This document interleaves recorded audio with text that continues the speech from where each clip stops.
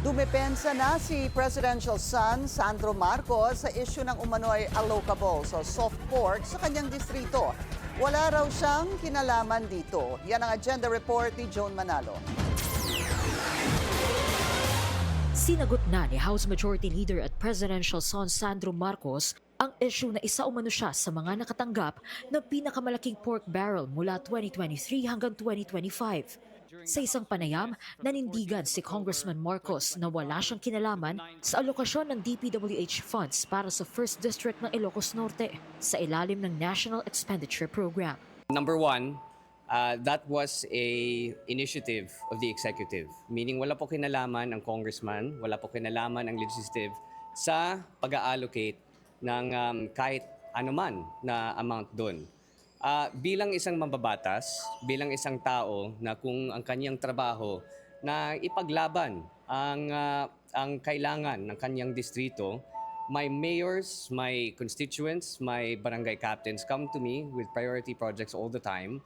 And it is my job to forward those projects where necessary. But it is the prerogative of the executive as to where those funds go when the NEP arrives into Congress. Sa ulat ng Philippine Center for Investigative Journalism Nobyembre noong nakaraang taon, sinabi nito na nakakuha si Congressman Marcos ng 15.8 billion pesos in DPWH funds o tinatawag ding allocables mula 2023 hanggang 2025. Ang tiyuhin naman niyang si dating House Speaker Martin Romualdez nakakubra raw ng 14.4 billion pesos na allocables para naman sa 1st District ng Leyte. Pero giit ng kongresista, DPWH ang makakasagot tungkol sa issue. With regards to that, you will probably have to ask the DPWH. But again, it is the job of a congressman to fight for the projects in their district to make sure that the constituents are well taken care of and that their priorities are met and received. Isa ang 2023 to 2025 National Expenditure Program sa mga pinagbasehan ng pangalawang impeachment complaint laban kay Pangulong Bongbong Marcos. Partikular na ang tinatawag nilang BBM parametric formula na naging daan umano para mangyari ang sistematikong korupsyon sa ilalim ng Marcos Jr. administration.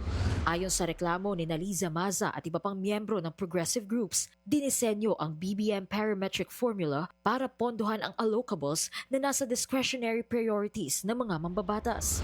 Pero nanindigan si Congressman Marcos na DPWH lang ang makakasagot nito bilang implementing agency ng infrastructure projects sa bansa. Para sa agenda, Joan Manalo, Billionario News Channel. Mag-follow sa aming mga social media accounts at mag-subscribe sa aming YouTube channel para sa pinakahuli at eksklusibong mga balita.